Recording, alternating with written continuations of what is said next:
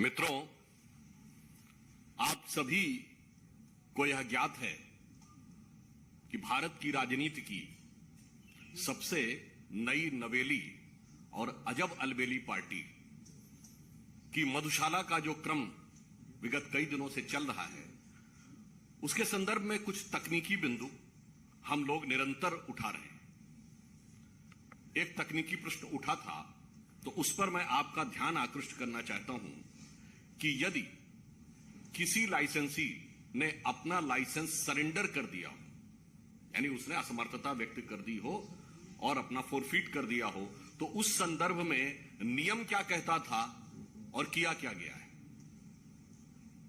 Policy जो बनाई गई, उसके पृष्ठ क्रमांक 20 पर बहुत स्पष्ट शब्दों में लिखा है, जिसका मैं उदाहरण आपके समक्ष रखना चाहूंगा कि in case of surrender of retail licence by some allottee the security deposit shall be forfeited, यानी उसके द्वारा जो भी जमानती राशि रखी गई है वो जब्त होनी चाहिए।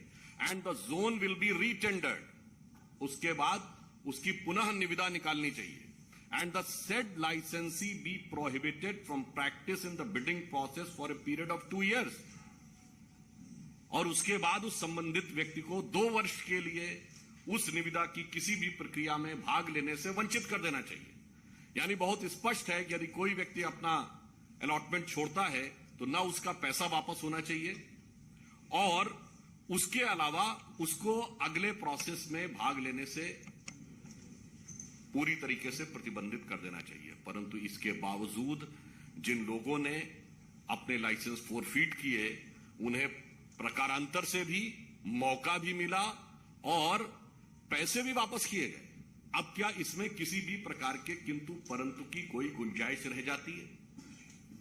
इसलिए हमारा प्रश्न यह है कि हम निरंतर उनसे दिल्ली की आबकारी नीति पर प्रश्न पूछ रहे हैं, परंतु आप देख रहे हैं कि यह नई नवेली पार्टी एक पहेली बनती चली जा रही है। We are consistently asking them to be precise on excise, but they are doing all sort of theatric exercise in order to divert the attention and taking so many words like lotus, bogus, etc. Their main objective is to divert the focus.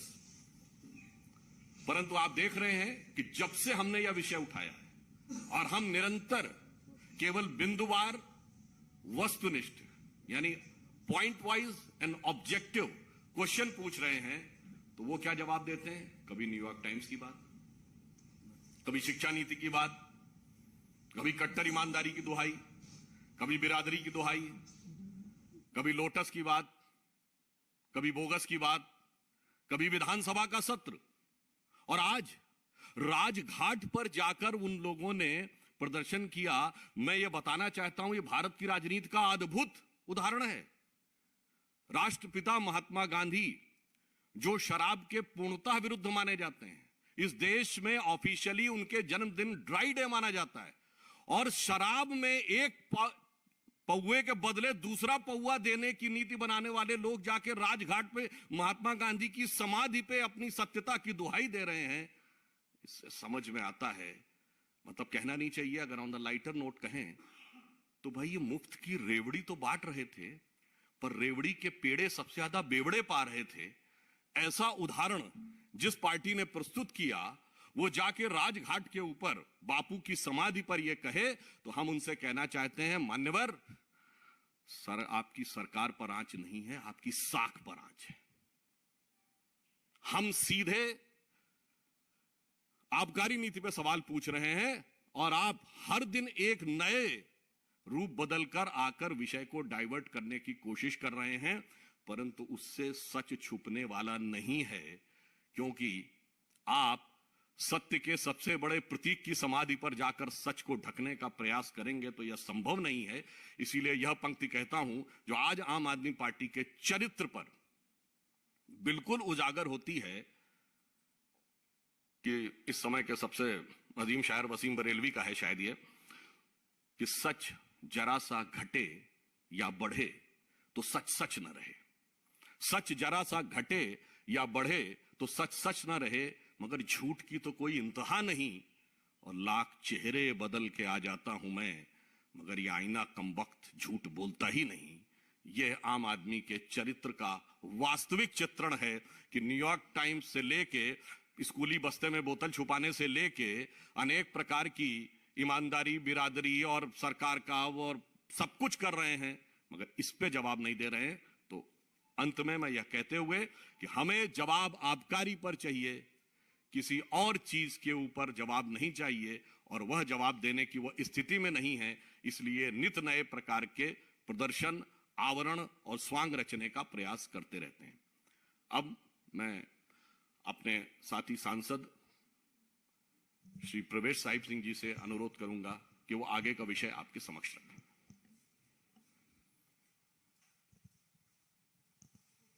धन्यवाद सुधांशु जी।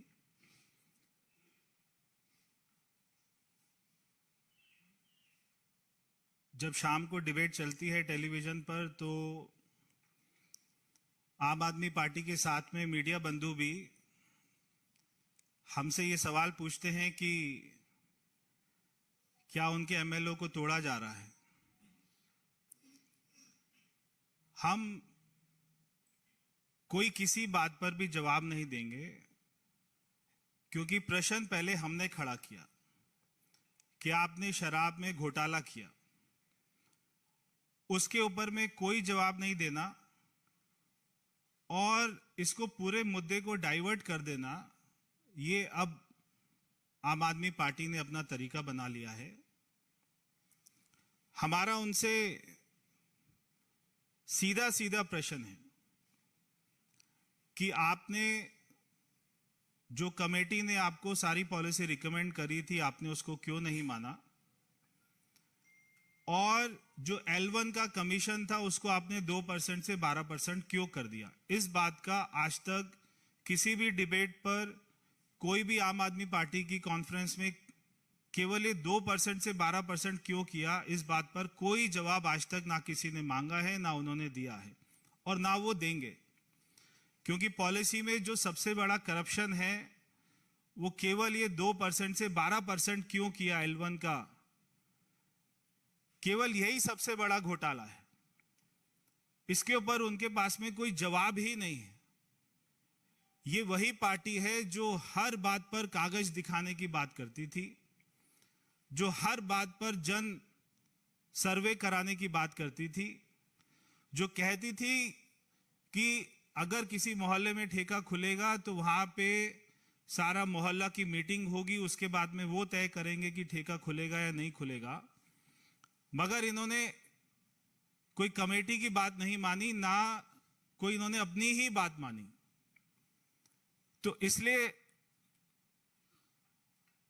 ये आजकल बहुत या तो picture देख रहे हैं, रातों रात में स्क्रिप्ट बना देते हैं। कोई भी हमारे एमएलए जो है मिल नहीं रहे, उनका नाम भी नहीं बताते, कौन फोन कर रहा है बीजेपी वाला, उसका भी नाम नहीं बता रहे। मगर इनके कौन कौन विधायक नहीं मिल रहे, उनका भी नाम नहीं बता रहे। अगर ये उनका नाम बता दे तो हमारे कार्यकर्ता जो है उनके घर जाकर उनको ढूंढ के ले आए और हम खुद ही विधानसभा पहुंचा देंगे। क्योंकि जब 2013 में हमारी 32 सीटें आई थी और आम आदमी पार्टी की 28 सीटें आई थी, अगर उस समय हमारे ऊपर ये आरोप लगाते तब तो जनता मान भी लेती। जितनी बेखूबी से, जितने विश्वास के साथ में आज ये बोलते हैं। मगर आज जब हमारे केवल 8 विधायक हैं और इनके 62 विधायक हैं, अगर 50 विधायक भी आ जाएंगे तो भी हमारी सरकार नहीं बनेगी। तो हमारे 5 विधायकों को जो है खरीद रहे हैं, 10 को खरीद रहे हैं, इस बात में कोई दम ही नहीं है। तो हम कोई भी जो भी इनके प्रश्न है उसके बारे में तब तक नहीं बोलेंगे जब तक ये हमारे प्रश्नों का जवाब नहीं देंगे। हमारा एक अपना किसी व्यक्ति ने, एक मैंने पिक्चर देखी थी शोले, तो वो शोले का बहुत फेमस एक डायलॉग है, जब वो जय वीरू की शादी के लिए बात करने जाते हैं मौसी से, तो फिर वो उनसे पूछते हैं कि भाई अपना जो है कोई झूठ वूठ तो नहीं बोलता। तो बोलते नहीं, कोई ऐसा झूठ नहीं बोलता, बच्चों की कसम खा लेता है, बस जो है अन्ना जी को धोखा दे देता है, गाड़ी बंगला सिक्योरिटी ले लेता है, कांग्रेस से समर्थन लेकर सरकार बना लेता है, हमारे नेताओं पर झूठे आरोप लगाकर माफी मांग लेता है और ज्यादा झूठ नहीं बोलता, बस इतना ही झूठ बोलता है। तो वो पूछते विकास तो कराता है ना, विकास को अपना डेवलपमेंट तो करा रहे हैं?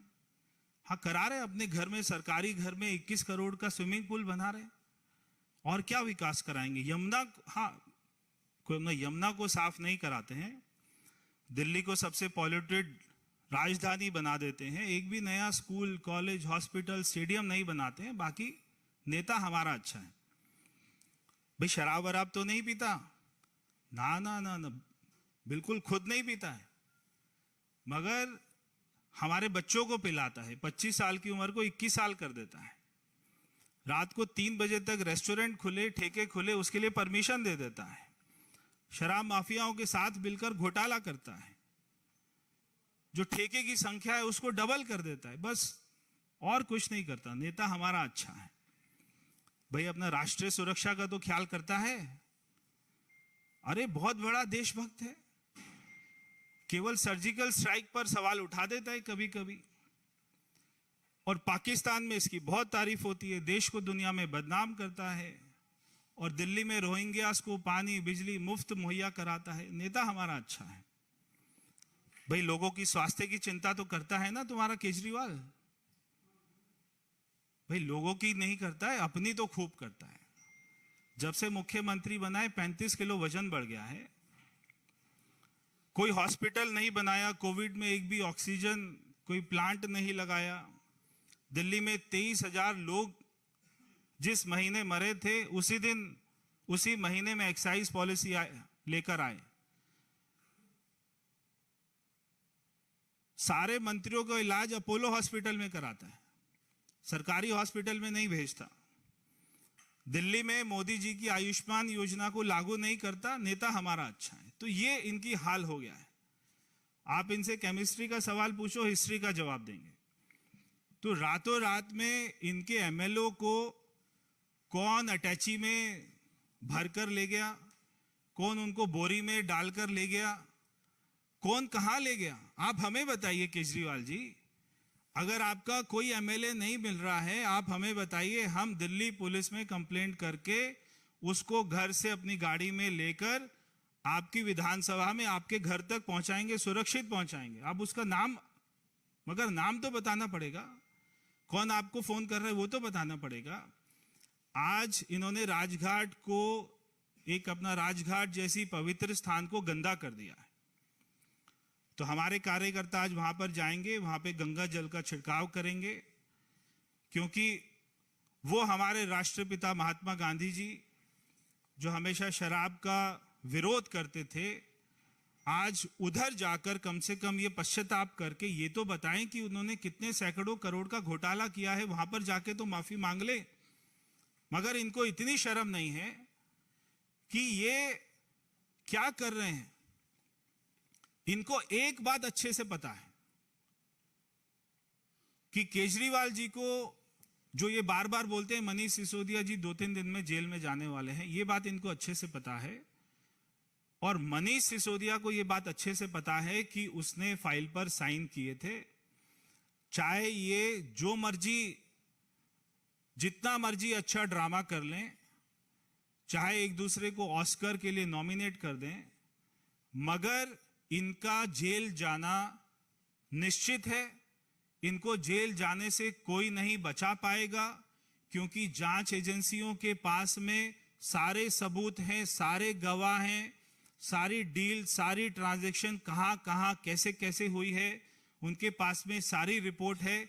इसलिए इनका बच पाना मुश्किल है। बहुत बहुत धन्यवाद। अगर सुधांशु जी को कुछ ऐड करना हो तो वो करेंगे।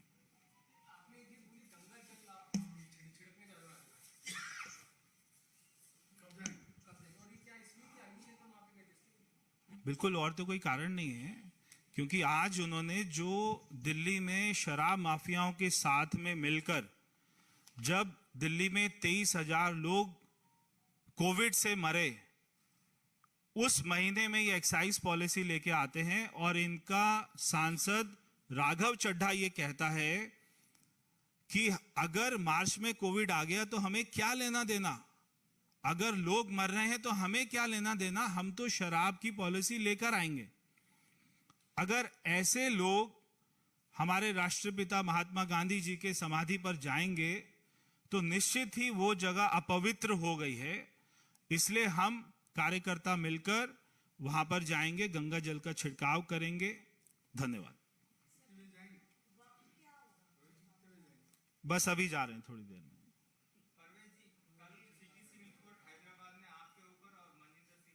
जी, नोटिस जारी किया था। थोड़े दिन आप जरा इंतजार कर लीजिए।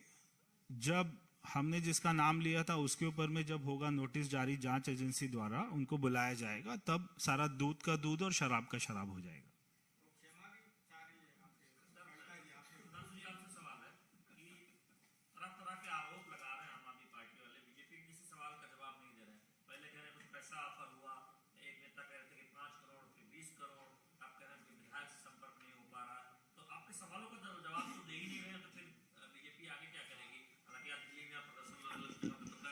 देखिए, अनर्गल आरोप लगाना उनकी नैसर्गिक प्रवृत्ति है। न मेरी बात मानिए न उनकी बात मानिए। यह भारत की राजनीति की एकमात्र अद्भुत पार्टी है जिसने नेताओं पर अनर्गल आरोप लगाए और सर्वोच्च न्यायालय में जाके माफी मांगी। नितिन गडकरी जी के ऊपर, स्वर्गीय अरुण जेटली जी के ऊपर, इवन कांग्रेस के कुछ नेताओं, शायद कपिल सिब्बल जी और मनीष तिवारी जी के ऊपर। भारत के राजनीतिक इतिहास में राजनीतिक आरोप के लिए सर्वोच्च न्यायालय में जाकर क्षमा याचना करने वाली पार्टी के आरोपों को कितनी गंभीरता से लिया जाना चाहिए, मुझे लगता है इसके लिए किसी भी प्रकार के प्रमाण की आवश्यकता नहीं है, because it is duly certified in the Supreme Court of India. Neeraj Pandey जी।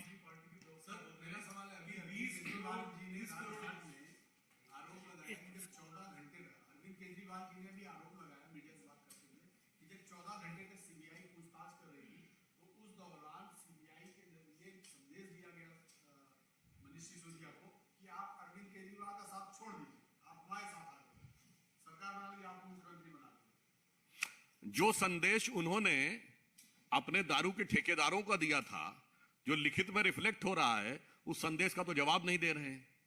और अपने अद्भुत अपरिमित अंतर्ज्ञान से पता नहीं कहां से उनको ये इल्हाम हो जाता है कि वो ये बताना शुरू कर देते हैं। और जैसा कि अभी प्रवेश जी ने कहा, जब जवाब पूछा जाता है तो कुछ और बोलने लगते हैं। इसीलिए उनकी प्रामाणिकता, एक जैसे मैं कहता हूं, एक शासकीय शब्दावली में एक शब्द होता है ना, यदि किसी व्यक्ति की पूरी एक्ट ऐसा हो कि इंटेग्रिटी डाउटफुल हो जाए, तो उसमें यह कहा जाता है कि इनकी सत्यनिष्ठा और प्रामाणिकता पूर्णतः संदिग्ध हो गई है। तो exactly there integrity is totally under suspicion. Sanjay Sharma ji.